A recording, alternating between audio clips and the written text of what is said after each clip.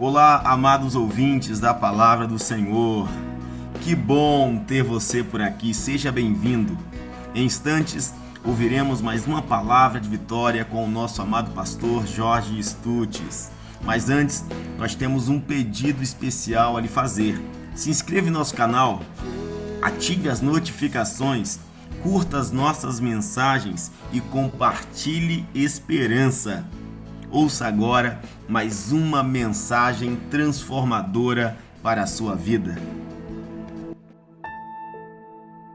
Abra tua Bíblia no livro do Êxodo, no capítulo 17, verso 1. Vamos ler o verso 1 e o verso 2. Diz assim: toda a comunidade de Israel partiu do deserto de Sim, andando de um lugar para outro, conforme a ordem do Senhor. Acamparam em Refidim. Acamparam aonde? É, aí mesmo. Acamparam em Refidim, mas lá não havia água para beber.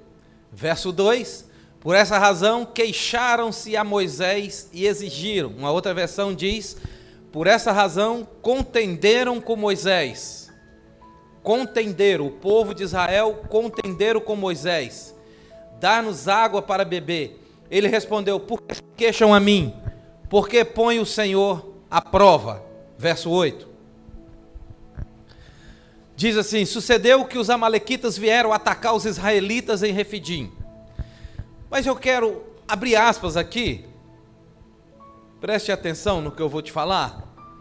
Que no verso 2, e a minha versão diz, no verso 2, volte aí o verso 2, Filipinho, diz assim: então contendeu o povo com Moisés e disse: dá-nos água para beber. Eu vou abrir parênteses aqui para dizer o seguinte, para acrescentar a seguinte questão. Observa que pedir água não é pecado. A questão é que eles não estão pedindo água, eles contenderam com Moisés. Observe aí o texto, que eles brigaram com Moisés, que eles arrumaram problema com Moisés, eles contenderam com Moisés, exigindo água. Nós estamos em Êxodo capítulo 17. Se você ler Êxodo capítulo 15, você vai encontrar o mesmo cenário nas águas de Mara. O povo vai contender com Moisés querendo água, de repente encontram as águas de Mara e não puderam beber porque as águas eram amargas. Isso no capítulo 15, agora nós estamos no 17 e eles se depararam com o mesmo problema. Água para beber. Eles estão na mesma situação. Eles querem água para beber e novamente contenderam com Moisés. Olhe para mim, observe que eles não aprenderam nas águas de Mara. Eles passaram pelas águas de Mara, pela experiência das águas de Mara, e chegaram agora em Gênesis 17 com uma certa bagagem, deveria ser pelo menos assim. Mas eles cometem o mesmo erro, porque não aprenderam lá no capítulo 15. Situações que acontecem na nossa vida, 1, 2, 3, 4, 5, e não aprendemos. O povo não aprendeu com a primeira experiência, e agora eles encurralaram Moisés e contenderam com Moisés. Não tem aquela questão de pedir é uma coisa, mas contender é outra. Não tem gente que no pedir é agressivo no falar, na forma de falar? Pois é, o povo vai contender com Moisés.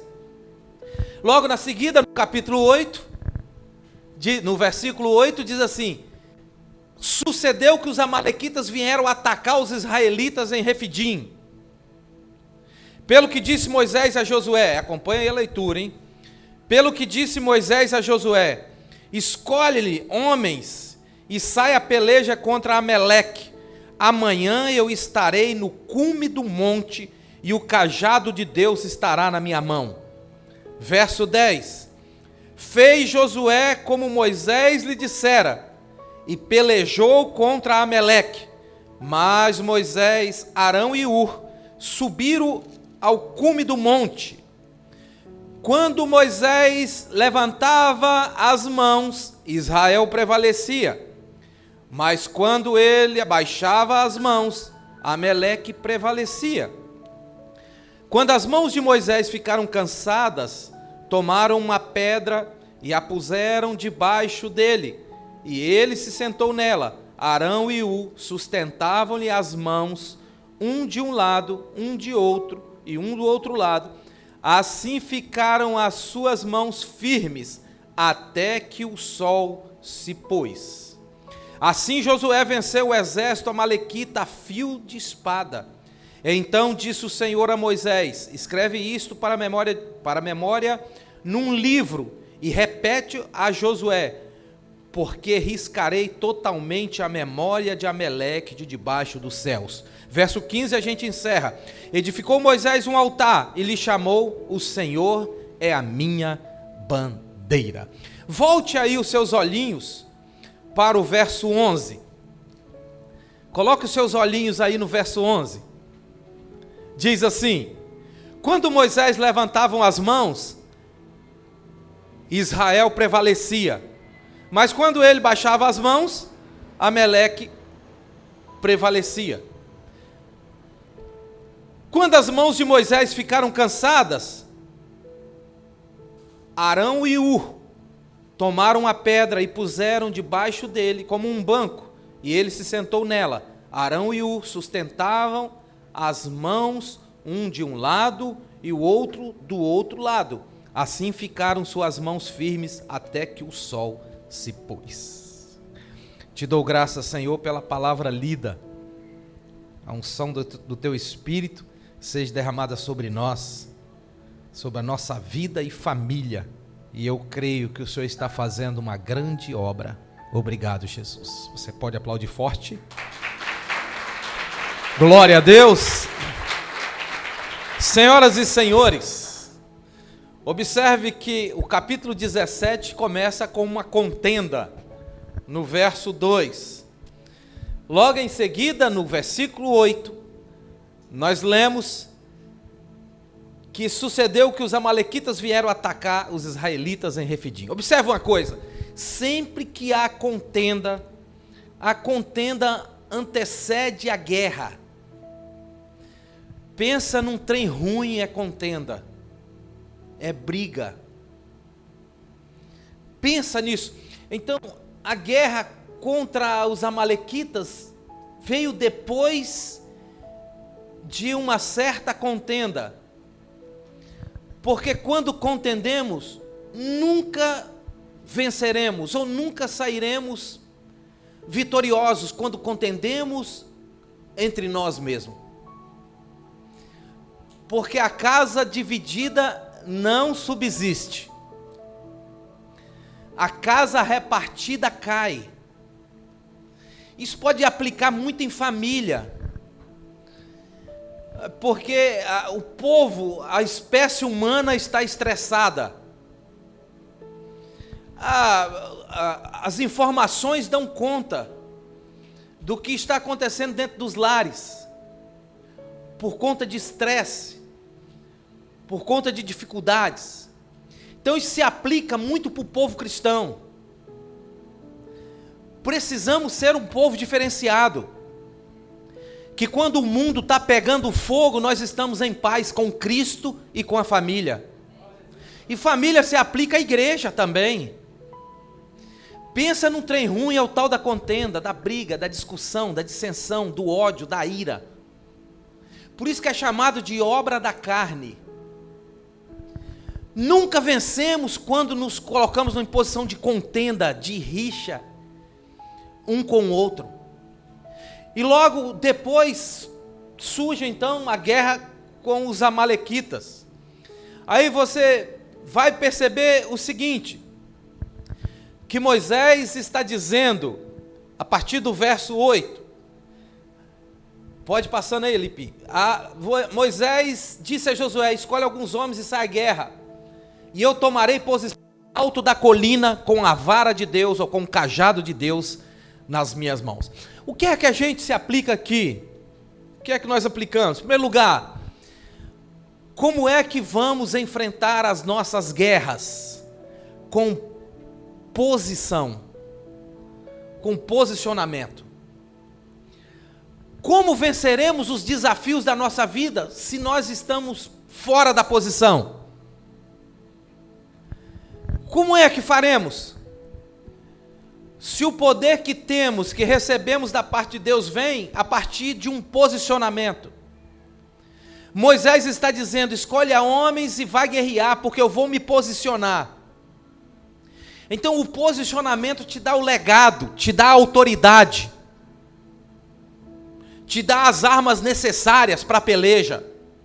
E a vida é uma peleja, desde o início até o fim. Mas está escrito que você é capaz de vencer todas elas. Porque você não vai entrar para a peleja dependendo da força do teu braço. E muito menos da tua capacidade humana, física, intelectual. Porque em muitos casos nós somos muito fracos nessa questão de inteligência, de postura, de comportamento. Vocês já ouviram uma música de criança sobre Sansão? Que diz: é o fortão do cabelão, mas que tem a cabeça do tamanho de um grão de feijão? É mais ou menos por aí. Ele é forte, ele é poderoso em Deus, ele é escolhido de Deus, ele foi chamado para libertar Israel, ele é conhecido como o pequeno sol, aquele que foi chamado para brilhar, mas a cabeça era do tamanho de um grão de feijão. Então, se nós conseguirmos entender a boa, perfeita e agradável vontade de Deus na nossa vida, nós teremos sucesso em tudo que vamos empreender. Nós vamos brilhar. Eu sei que o brilho pertence a Deus, toda a honra e toda a glória é dele, mas ele nos chamou para brilhar, para vencer, para ser campeão.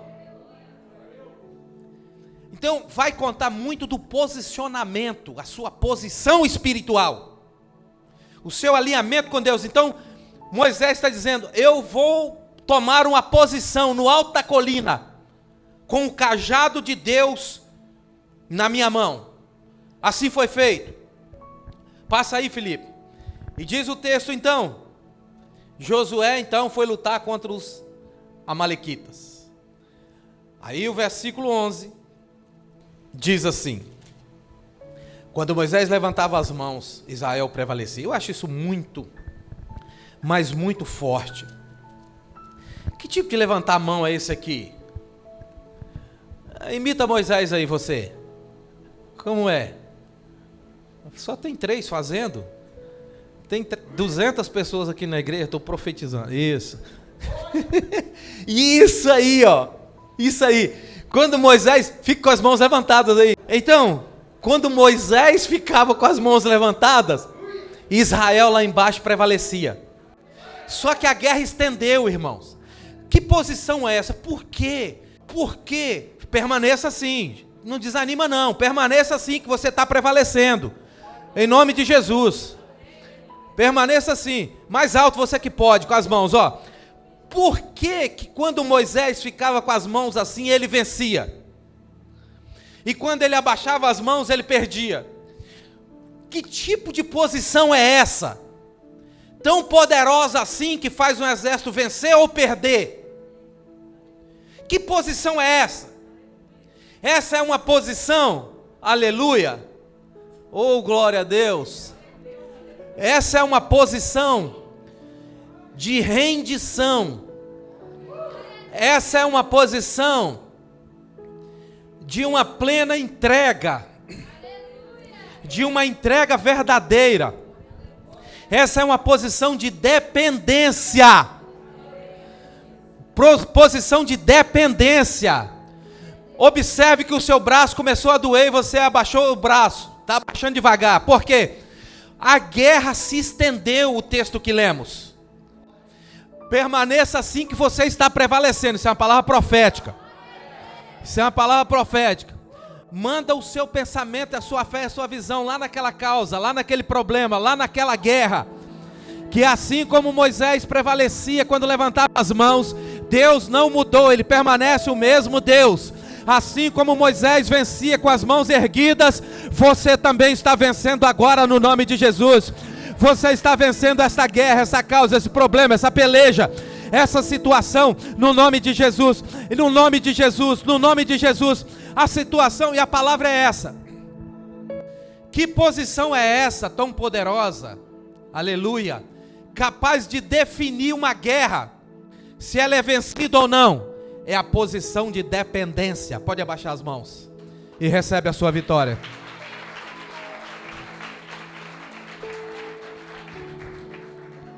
É a posição de dependência. Mas observe uma coisa, olhe para mim. A guerra se estendeu.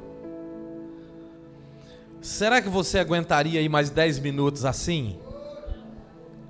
Pois é, alguém já respondeu dizendo não. Foi Nayane. Então, escute isso. Moisés não era jovem não. Moisés já tinha idade. Como a guerra se estendeu, o que aconteceu? Nós lemos o texto. Passa mais um versículo. Quando a guerra se estendeu, os braços de Moisés cansaram, e ele abaixava, e Israel perdia. E aí que entra em cena Arão e Hur. Quando as mãos de Moisés já estavam cansadas, eles pegaram uma pedra e a colocaram debaixo dele, para que nela se assentasse. Arão e Hur mantiveram erguidas as mãos de Moisés, um cada lado, de modo que as mãos permaneceram firmes até o pôr do sol. Escute isso. O que você entendeu por essa leitura? Vamos fazer aqui a cena. Faz favor aqui, Davizinho. Aqui está Moisés. Aqui está Moisés. Pode sentar aí, Moisés. Moisés está cansado. Não aguenta mais levantar as mãos. Ele está cansado. Aí entra em ação Arão e Hur. Vem aqui. Foi isso que estava acontecendo. Cada um de um lado. Levanta as mãos dele. Isso aqui, irmãos. Sabe o que acontece? O que eu quero transmitir para vocês é o seguinte: a diferença que um Arão e um Hur é capaz de fazer na tua vida. Sabe o que eu quero dizer? Eu estou querendo dizer para você o seguinte: com quem você anda, com quem você faz parceria, é que vai determinar se a sua mão fica alta ou baixa, se você vence ou perde. Então, observe uma coisa, o que eu quero passar para vocês é o seguinte: você precisa caminhar com pessoas que erguem as suas mãos.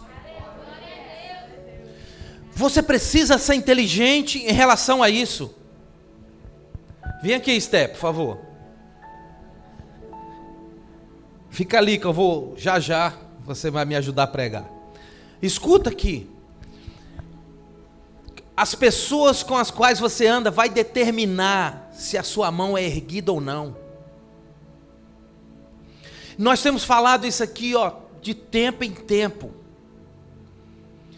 Como diz um ditado, diga qual livro que você lê e diga quem são as pessoas que você anda, que eu vou te dizer quem você será daqui 5 anos. Arão e Hur faz diferença enorme na nossa vida. Precisamos andar com pessoas que são capazes de levantar as nossas mãos para Deus e nos ajudar a vencer guerra. Então, para que Deus se destaque em nós, para que o Senhor Jesus seja destaque em nossa vida. Observe uma coisa: quando Eliseu passava e a sunamita viu, Eliseu destacava Deus a ponto dela falar: esse ali é um homem de Deus. Porque o menor na terra pode ser maior no céu. E pode acontecer a contrapartida, o maior na terra pode ser o menor no céu. Deus é apaixonado pelos pequeninos. A Bíblia relata que certa vez um homem famoso, um exorcista famoso, foi expulsar o demônio de uma pessoa. E enquanto estava expulsando, aleluia, e essa pessoa dizia: sai no nome de Pedro, não saio. Sai no nome de Paulo, não saio. Sai no nome de fulano, não saio. O demônio disse: olha, conheço Paulo, sei quem é Jesus, mas você eu não conheço. O homem era famoso na terra, mas era desconhecido no céu. Nós estamos falando de pessoas que são capazes de nos ajudar a vencer guerras, que seguram as nossas mãos, e você pode ser Ur e pode ser Arão na vida de alguém, na vida de pessoas. Nós estamos falando de pessoas pequenas aqui, mas são grandes no céu, ou grandes aqui que são desconhecidas no céu. Um escravo chamado Daniel, ele orou, e Deus mandou um anjo. O anjo não passou pela barreira dos demônios. Deus mandou um anjo mais poderoso para trazer a resposta para Daniel. Pois quando esse anjo mais poderoso chegou até Daniel, ele se posicionou diante de Daniel e ele fez assim, e disse: você é muito amado no céu. Olha, observa esta questão de como faz diferença quando nós somos pequenos nesse sistema, mas nos céus, mas com Deus nós somos conhecidos. Nós estamos falando de Moisés, que precisou de amigos para vencer guerras, que precisou de Ur e Arão para vencer peleja. As pessoas com as quais você anda vai determinar o seu futuro. Eu disse o seguinte para um jovem: você não pode permitir que um anônimo famoso seja o seu líder, seja o seu mentor, ou que esse anônimo famoso, esses famosos da internet, que tem 5, 10, 20, 30 milhões de seguidores, você não pode permitir que uma pessoa assim seja o seu mentor. Você não pode permitir que pessoas assim mentoreiem a tua vida, porque você não conhece a história. Você não conhece a história dessa pessoa, e muita gente tem caído nesse erro, tem sido mentoreado, dirigido, aconselhado. Eles não têm autoridade para isso na tua vida. Tem alguém sobre você, tem um Ur, tem um Arão, tem um Moisés, tem uma pessoa que Deus colocou do seu lado, que vai fazer com que você seja capaz de vencer na sua vida, de você vencer suas guerras, os seus desafios. E tem um problema: pessoas que você anda vão determinar o seu futuro. E infelizmente acontece que às vezes pessoas que determinam o futuro de fracasso, pessoas que determinam o futuro de derrota, acontece que essas pessoas estão dentro da igreja. E esse é o problema. Não é só lá fora no mundo que nós falamos: cuidado na escola, tenha cuidado com os filhos na escola, com os amigos, com os parceiros, com os colegas. Cuidado, ele não pode te mentorear, ele não pode ser seu líder. Cuidado com o mundo, cuidado com os amigos da faculdade, cuidado com os amigos do emprego, cuidado. Mas às vezes pessoas que conduzem a derrota estão dentro da igreja. Esse que é o problema maior, porque o mundo nós conhecemos. E quando é dentro da igreja? Aí vai requerer de você um conhecimento, uma maturidade maior para superar, para vencer isso aí e permanecer inabalável em Cristo Jesus. São os desafios da caminhada. Entendeu? A caminhada é longa e cheia de obstáculos. São os desafios da caminhada. Você tem que superar, suportar, aguentar. Senão você não faz parte do reino. Os fracos, os frouxos, os covardes, os tímidos não herdarão o reino. E as pessoas, muita gente confunde essa questão de tímido. Eu sou tão tímido, então eu não vou ser salvo. Não é esse tipo de timidez. Não é esse tipo de timidez que a Bíblia está condenando. É o tipo de timidez que vai impedir o homem a se achegar no reino de Deus. É a timidez espiritual, de não ter desejo, vontade de transmitir quem ele é, quem é que salva, quem é que faz, quem tem poder, quem tem autoridade. É esse Cristo que disse que nos dará ousadia, espírito de ousadia e não de covardia. E aí você olha para esse quadro, você vê dois homens, dois amigos, dois parceiros, que levantam as mãos de Moisés. Isso é amigo de verdade, irmãos, que quer nos ver mais perto de Deus. Que tipo de amigo é esse que pega pela tua mão, quer te levar para o mundo, quer te levar para o erro, quer te levar para o pecado, quer falar mal do irmão, quer falar mal do outro, quer falar mal dele? Que tipo de amigo é esse? Isso não é não é Arão, isso é diabo. Entende? Então, observe, as pessoas assim têm que orar. Observe que vai fazer diferença as pessoas que você anda. Com as mãos levantadas, Israel prevalecia. Israel vencia. Com as mãos abaixadas, Israel era derrotado. Depois disso tudo, sendo assim, Josué derrotou o exército amalequita ao fio da espada. Porque lá no cume do monte tinha alguém intercedendo. Tinha alguém orando. E ele não estava sozinho. Moisés construiu um altar e o chamou: o Senhor é a minha bandeira. Isso é verso 15. O verso 15 diz, está escrito assim: edificou Moisés um altar e lhe chamou: o Senhor é a minha bandeira. Eu tenho mais 8 minutos para falar o significado dessa bandeira. Escute isso. O que significa a bandeira?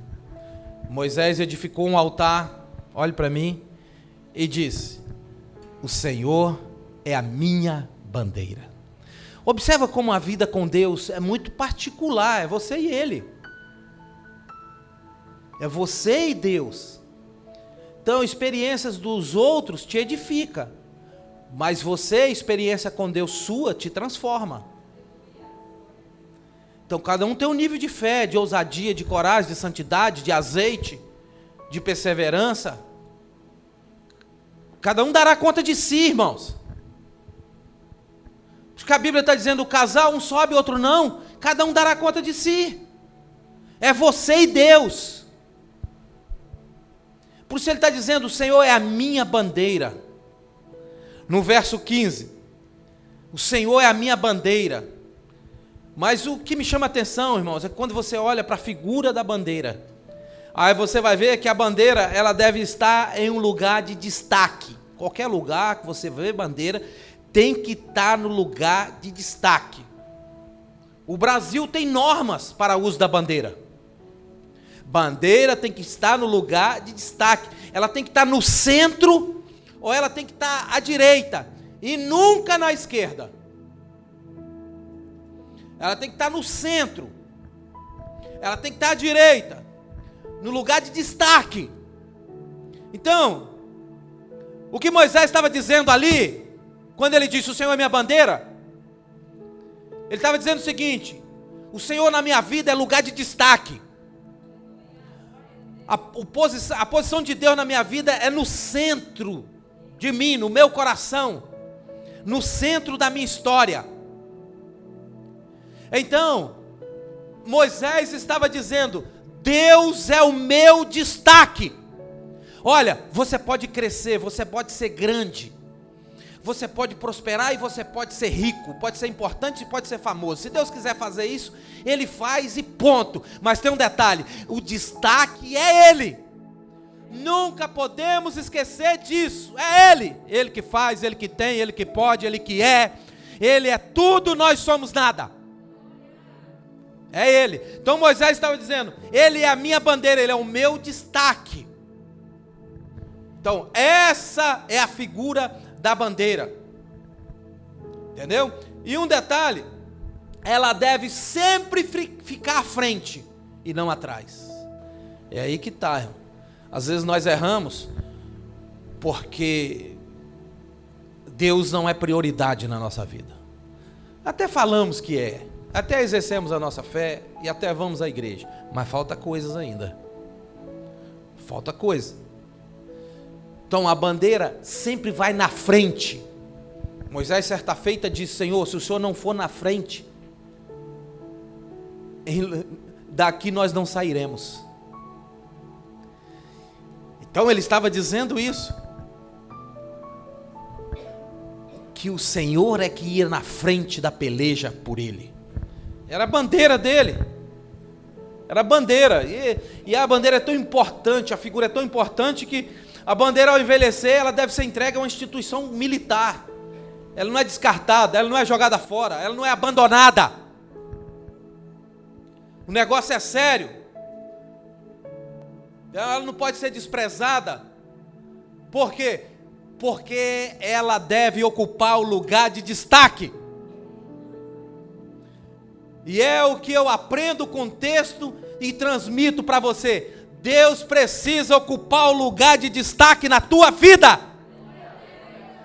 para que as coisas vá bem, para que essa porta se abra, para que essa cura chegue, para que esse milagre aconteça na vida da tua mãe, do teu pai, do teu filho, do teu amigo, do teu irmão, do teu namorado, da tua namorada, para que as coisas fluam perfeitamente na tua vida.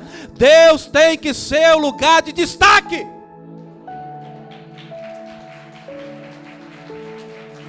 Aí as coisas funcionam. E um detalhe: bandeira indica direção. Sabe, nas marchas, nos desfiles, a bandeira vai à frente, indicando o rumo. Porque tem muita gente crente que quebra a cara na vida, porque o nariz é dele, eu faço o que quero e vou para onde vou.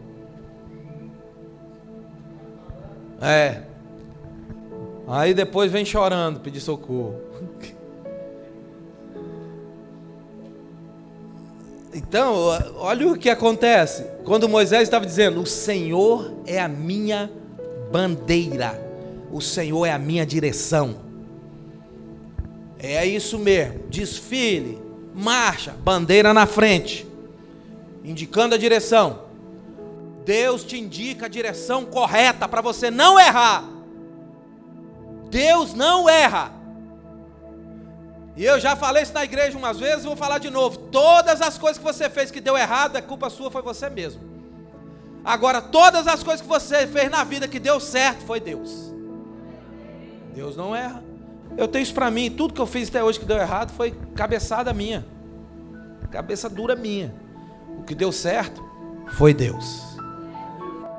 Bandeira é direção. Ela indica o rumo. Moisés estava dizendo: Deus é o meu rumo, é a minha direção. Não tem como você errar o alvo, errar o caminho, se você estiver em obediência com Deus. Se você estiver servindo a Deus, com toda a sua alegria, com toda a tua força, com todo o teu coração, com toda a tua alma, com a sua fidelidade. Então a bandeira vai na frente, indicando a direção. Se ela for conduzida para a direita, todos para a direita. Se ela for conduzida para a esquerda, todos para a esquerda. Se ela parar, o povo para. Se ela seguir, o povo segue. Deus é a direção. Deus tem um comando. Deus sabe o caminho. Deus tem vitórias para você. Por isso você tem que se corrigir. E você tem que chamar a sua atenção, você mesmo. Paulo fazia isso. E você tem que olhar para o espelho e dizer o seguinte: você precisa mudar nisso, cara. Toma jeito. Você precisa mudar nessa situação, nessa posição, nessa postura. E a varoa também. Você tem que olhar para o espelho e falar: varoa, você precisa mudar aqui. Precisa mesmo. Entende? Assumir essa posição onde Deus vai tomar o controle e ser de fato a bandeira. E é isso que Moisés estava dizendo: Deus é minha direção. Todos obedecem à direção da bandeira. Olha para a bandeira do Brasil, seu lema é ordem, seu lema é progresso. Na vida cristã não é diferença. Ordem. E aí o progresso virá. Sem a ordem, não vai ter o progresso. A ordem. Lembra que Deus falou para um rei: ó, você vai ter que colocar sua casa em ordem, porque você já está sendo tirado da terra dos viventes. Ordem. Colocar a nossa vida em ordem. Cada um, ó, vai apertar. Presta atenção. Cada um dá conta de si. Não adianta falar: por que fulano tem a vida cheia de paz e eu cheia de guerra? Atitudes geram paz ou geram guerras? Escolhas geram paz e geram guerras. Cada um tem que se responsabilizar pelos seus atos. Não adianta falar: foi fulano, foi ciclano, a culpa é do A, a culpa é do B. A ordem o lema é ordem na casa. Colocar a vida em ordem. Acertar esse quebra-cabeça aí que está uma bagunça, coloque em ordem que o progresso vem. Porque Deus é a sua bandeira. Então respeita essa bandeira. Respeita essa direção. Respeita. Porque virá ordem e progresso. Traz prosperidade, traz mudança de vida e traz também vitória sobre guerras. Assumindo Deus como a sua bandeira. Deus é a sua bandeira. Como é a posição então? Onde ela for, onde ela indicar, você vai passar. Você não vai ser um rebelde desobediente. Vai obedecer à direção. Quando Moisés disse: estão atentos? Estão ligados? Quando Moisés disse, quando ele falou isso, no verso 15, ele está dizendo: é a minha bandeira. É como Josué falou para o povo depois: olha, Josué, cansado de pregar e ensinar para o povo, certa feita ele disse o seguinte: olha, vocês servem a que Deus vocês quiserem servir, agora eu e a minha casa serviremos ao Senhor. Isso é uma decisão pessoal, é uma atitude sua. É você que tem que decidir, é você que tem que querer, é você que tem que dar o passo, é você que tem que ser ousado e dizer o seguinte: eu quero que o Senhor seja a minha bandeira, a minha direção, o meu rumo, a minha história. Você pode escolher. Por isso Moisés está dizendo: é a minha bandeira, agora você escolhe a sua.